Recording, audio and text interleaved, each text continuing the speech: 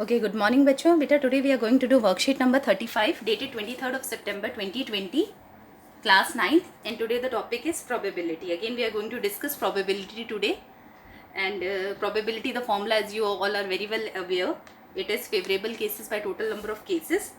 So there are 4 questions here in this worksheet. 2 are solved, 2 unsolved. So let us discuss them one by one. The first question is, an organization selected 2400 families at random and surveyed them to determine a relationship between income level and number of vehicles in a family.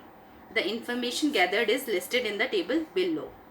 So here you are given a table जहाँ पे कुछ families का total 2400 families का एक सर्वे हुआ है. ठीक है, सर्वे में कितनी फैमिलीज ने पार्टिसिपेट किया? 2400. तो दैट मीन्स जो हमारा फॉर्मूला है उसमें जो टोटल केसेस की जो हम बात करते हैं तो वो हो जाएंगे 2400. अब बेटा यहाँ पर क्या है, फैमिलीज का इनकम ग्रुप दे रखा है और उनके पास कितने व्हीकल्स हैं. व्हीकल्स होते हैं आपका जो ट्रांसपोर्ट, वो जो फैमिली ओन करती है उनके पास है. मे बी वो कार हो सकता है, it can be scooter, it can be bike, it can be bicycle, कुछ भी हो सकता है.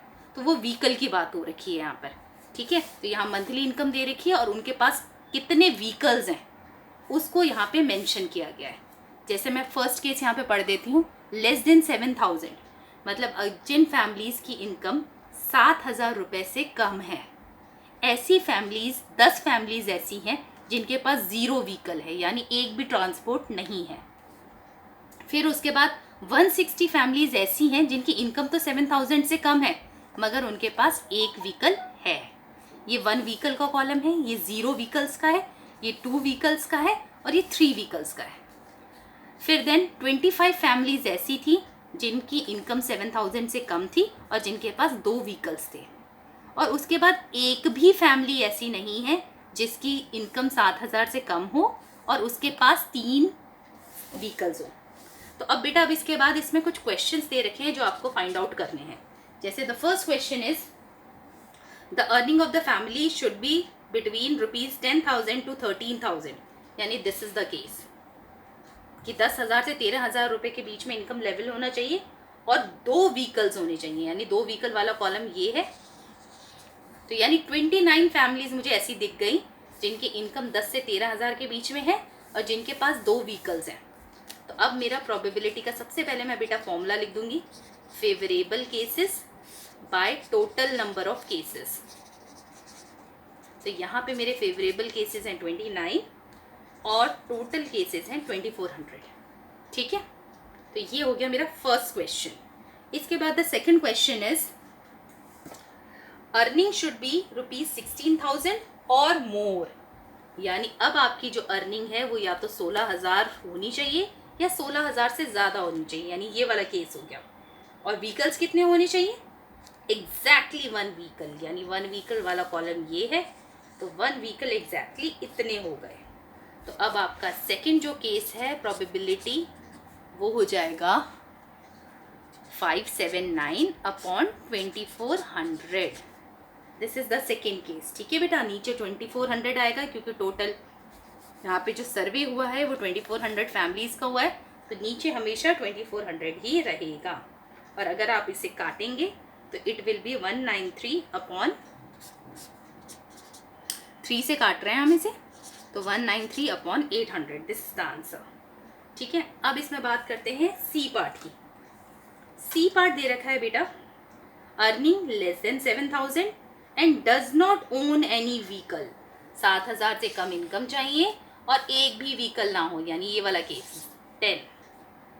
ठीक है बेटा, तो अब इसमें हम सी में लिखेंगे प्रोबेबिलिटी नो व्हीकल 10. ऐसी 10 फैमिलीज हैं जिनके पास एक भी व्हीकल नहीं है, इनकम लेवल उनका लेस देन 7000 है और नीचे आ गया आपका 2400. इससे आप 0 से 0 कैंसिल करेंगे तो 1/240. This is the answer. ठीक है, नेक्स्ट केस है, selection earning between ₹13,000 to 16,000 and own more than 2 vehicles. ठीक है बेटा, अर्निंग 13,000 से 16,000 के बीच में और 2 से ज़्यादा व्हीकल. 2 से ज़्यादा कितने होते हैं? बस 3 ही तो होंगे, क्योंकि यहाँ पे 3 व्हीकल तक मैक्सिमम कैलकुलेट किया इन्फॉर्मेशन. तो 2 से ज़्यादा व्हीकल हो, यानी 3 व्हीकल, ठीक है। अगर लिखा होता 2 या 2 से ज़्यादा तो हम इन दोनों को ले लेते बेटा, मगर क्योंकि उन्होंने कहा है 2 से ज़्यादा, तो यानी हम यही वाला केस लेंगे, 3 व्हीकल वाला। तो ये हो गया 25। तो यहाँ पे नेक्स्ट पार्ट आ गया प्रोबेबिलिटी में 25/2400, ठीक है बेटा। तो दिस इज 1/96। यहाँ पे आप 5 से कैंसिल कर दो, 25 से कर दो, ओके। उसके बाद नेक्स्ट है इसमें owning not more than 1 vehicle, एक व्हीकल से ज़्यादा ना हो। अब इसमें कोई इनकम ग्रुप आपको नहीं दे रखा है, you are not given any income group. आपको बस क्या बोला गया है कि बस हमें व्हीकल की आप प्रोबेबिलिटी निकालो कि बस एक से ज़्यादा व्हीकल ना हो। यानी ये 2 और ये 3 ये वाले तो हट गए, क्योंकि यहाँ 2 व्हीकल वाली फैमिलीज हैं, यहाँ 3 व्हीकल वाली फैमिलीज है, तो इनको तो हमने हटा दिया, इन सारी फैमिलीज को, इन सारी फैमिलीज को। अब कंसीडर कौन सी फैमिलीज होंगी, जिनके पास 0 व्हीकल्स हैं और जिनके पास 1 व्हीकल है, ये दोनों फैमिलीज कंसीडर हो जाएंगी, इस कॉलम की भी, इस कॉलम की भी, क्योंकि इसमें कोई पर्टिकुलर इनकम ग्रुप के बारे में बात नहीं हुई है। लास्ट पार्ट में सिर्फ बोला गया है कि व्हीकल जो है एक से ज़्यादा ना हो, तो एक से ज़्यादा ना हो यानी 2 ना हो या फिर 3 ना हो, बाकी ये दोनों हम ले लेंगे। तो पहले हम क्या करते हैं, 0 व्हीकल वाली फैमिलीज को ले लेते हैं, 10 + 0 10 + 0 + 1 + 2 + 1। उसके बाद हम 1 व्हीकल वाली फैमिलीज को ले लेते हैं, यानी 160 + 305 + 535 + 469 + 579, और नीचे बेटा आपको 2400 as it is total cases आ जाएंगे। दिस इज़ गिवन 2062/2400, और इसे जब कैंसिल किया गया है तो दिस इज़ 2 से कैंसिल किया है, तो 1031/1200। तो दिस इज़ द आंसर, ठीक है बेटा। अब इसमें सेकंड क्वेश्चन आपको दे रखा है इसी वर्कशीट में, from each of 5 bag of seeds, यहाँ पे 5 बैग्स दे रखे हैं सीड्स के, और उनको क्या करा है, 50 seeds were randomly selected for germination.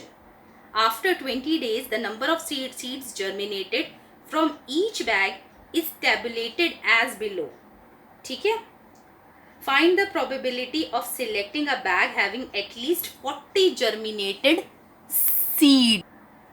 अब इसमें क्या दे रखा है बेटा कि कुछ बैग्स थे, 5 बैग्स हैं यहाँ पर, और हर बैग में से क्या किया, 50-50 सीड्स निकाली गई, ठीक है। और उनको क्या किया गया, 20 days के लिए उन 50 सीड्स इस बैग से निकाली गई, 50 इससे, 50 इससे, 50 इससे, 50 इससे, और उन सीड्स को जर्मिनेशन के लिए, अंकुरित होने के लिए 20 दिन तक छोड़ दिया गया। उसके बाद उन्होंने देखा 50 में से पहले बैग की 50 में से 40 सीड्स जर्मिनेट हो गई, दूसरे बैग में से 48 हो गई, तीसरे बैग की 42 हो गई, फोर्थ बैग की 39 हो गई, और फिफ्थ बैग की 41 सीड्स जर्मिनेट हो गई। अब आपको निकालनी है इसमें probability of selecting a bag having at least 40 germinated seeds. हमें उस बैग की प्रायिकता निकालनी है, उस बैग की प्रोबेबिलिटी निकालनी है जिसमें कम से कम 50 में से 40 सीड्स तो जर्मिनेट होती ही हों। तो ऐसी कौन से हैं, ये वाला पहला बैग हमारा है, क्योंकि 40 हो रही हैं, हमें एटलीस्ट 40 चाहिए। दूसरा बैग भी ठीक है हमारा आ रहा है, तीसरा बैग भी आ रहा है, चौथा बैग नहीं आ रहा है क्योंकि इसमें 40 से कम हो गई है बेटा, तो इसको हम नहीं लेंगे। पांचवा बैग भी हमारा क्राइटेरिया पूरा कर रहा है। तो इसमें 4 बैग ऐसे हैं जिनमें 40 से ज़्यादा सीड्स जर्मिनेट हुई हैं। तो टोटल बैग्स थे हमारे पास 5, उसमें से 4 अगर जर्मिनेट कर रहे हैं 40 से ज़्यादा, तो हमारी प्रोबेबिलिटी हो गई 4/5, ठीक है बेटा। सेकंड इसमें अब आपके ट्राई और सेल्फ वाले 2 क्वेश्चन हैं, जिसमें फर्स्ट क्वेश्चन है, in a cricket match a batsman hits a boundary 8 times out of 40 balls he played.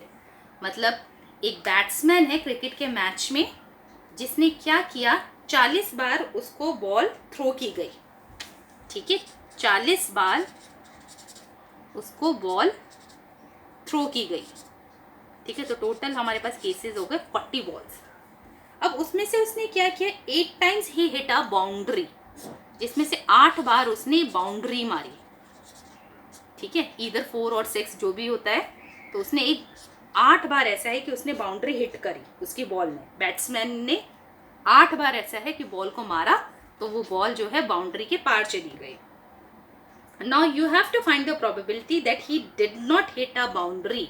अब आपको प्रोबेबिलिटी उसकी निकालनी है कि जिस बार उसने डिड नॉट हिट, कि जब उसने बाउंड्री को उसकी बॉल ने हिट नहीं किया। तो अगर 40 में से 8 बार उसकी बाउंड्री हिट हुई है तो ऑब्वियस सी बात है 32 टाइम्स उसकी बॉल ने बाउंड्री को हिट नहीं किया। तो प्रोबेबिलिटी हम कैसे निकालेंगे, हम नीचे लिखेंगे। पहले तो हम अपना फॉर्मूला लिखेंगे बेटा, favourable cases by total cases.